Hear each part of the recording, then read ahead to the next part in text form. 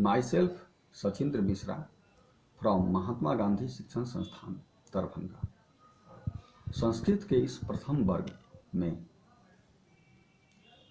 आप लोगों का स्वागत है और आज हमें प्रथम अध्याय से वर्णों के उच्चारण स्थान के बारे में पढ़ना है। आप जानते हैं कि वर्ण वह मूल ध्वनि है जिसके खंड या टुकड़े नहीं किए जा सकते हैं। इन मूल ध्वनियों के उच्चारण के समय हमारे मुख के अंदर के विभिन्न स्थान प्रयुक्त होते हैं। हमारी जीभ कभी दांत को स्पर्श करती है, तो कभी ओष्ठ को स्पर्श करती है, तो कभी मूर्धा को स्पर्श करती है और इस प्रकार विभिन्न वर्णों का उच्चारण किया जाता है। वर्णों के उच्चारण के लिए हिंदी व्याकरण में भी सूत्र बनाए गए हैं, लेकिन संस्कृत व्याकरण में बनाए गए सूत्रों की विशेषता यह है कि यह छोटे सूत्र कम से कम समय में अधिक से अधिक जानकारी दे देते हैं। वर्णों के खास समूह का उच्चारण किसी खास स्थान से ही होता है और इसी के आधार पर जो सूत्र बनाए गए वो इस प्रकार हैं। प्रथम सूत्र है अकुह विसर्जनीयानाम कंठः। यहाँ पर अकुह विसर्ज अ, कु, ह और विसर्ग। अ का अर्थ है अ एवं आ। कु अर्थात कवर्ग, जिसके 4 अक्षर क, ख, ग एवं घ। इसके अलावे ह एवं विसर्ग आते हैं और इन वर्णों का उच्चारण कंठ से होता है। अतः अगर आप केवल अकुह विसर्ज कंठ ही याद रखें तभी आपका काम चल जाएगा। अर्थात अ, आ, क, ख, ग, घ, ह एवं विसर्ग का उच्चारण कंठ से होता है, इसलिए ये कंठ वर्ण कहलाते हैं। आप समझ गए होंगे।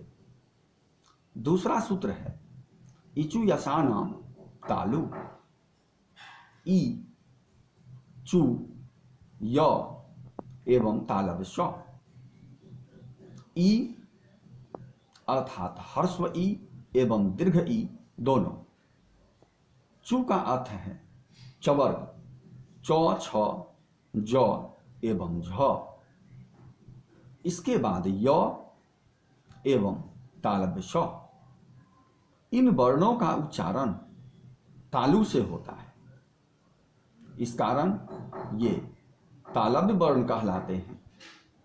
अतः इस सूत्र में यदि आप केवल इचु यश तालु याद रखें तो आपका काम चल जाएगा और अपनी समझ को थोड़ा डेवलप करके यदि आप काम करेंगे तो और भी अच्छा होगा। ऋतु रसानाम मूर्धा, यह तीसरा सूत्र है। री का अर्थ है री एवं री, जिसे अब लोग छोटी री और बड़ी री भी कहते हैं।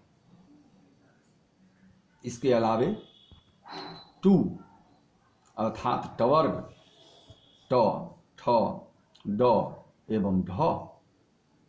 इसके अलावे र एवं मूर्धन्य श। इन वर्णों का उच्चारण मूर्धा से होता है, इसी कारण ये मूर्धन्य वर्ण कहलाते हैं।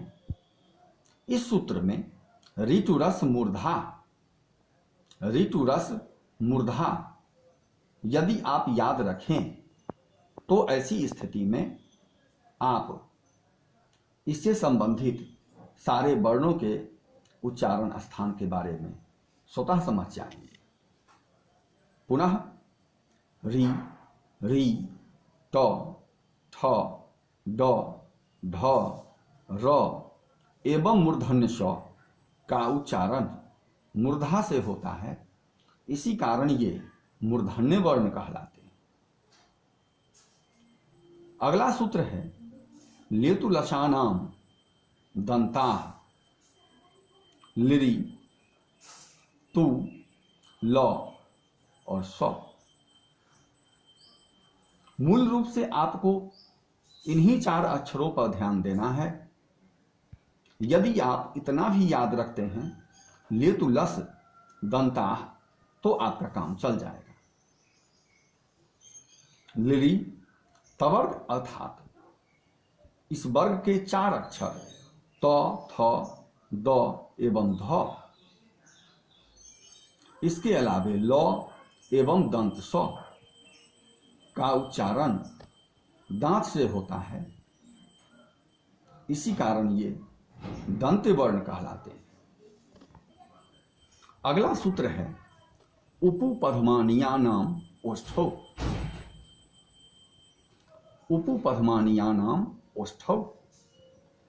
उपपधमानीय अर्थात हर्ष उ, दीर्घ उ, पवर्ग के 4 अक्षर प, फ, ब, भ एवं पधमानीय, जिसका अर्थ है कि जिन वर्णों के उच्चारण में हमारे दोनों होठ आपस में सट जाते हैं,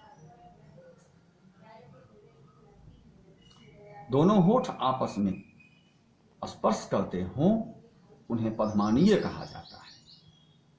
तो इस सूत्र में यदि आप उपपधमानीय ओष्ठ इतना भी याद रख लेते हैं तो आप उच्चारण स्थान के बारे में समझ जाएंगे। अर्थात हर्ष उ, दीर्घ उ, प, फ, ब, भ एवं पधमानीय का उच्चारण ओष्ठ से होता है, इसलिए ये ओष्ठ वर्ण कहलाते हैं। आज यही 5 सूत्र और इनकी व्याख्या की जानी थी, जो व्याख्या कर दी गई है। आप ये सारे पॉइंट्स अपनी कॉपी में नोट करें और याद करें। That's all.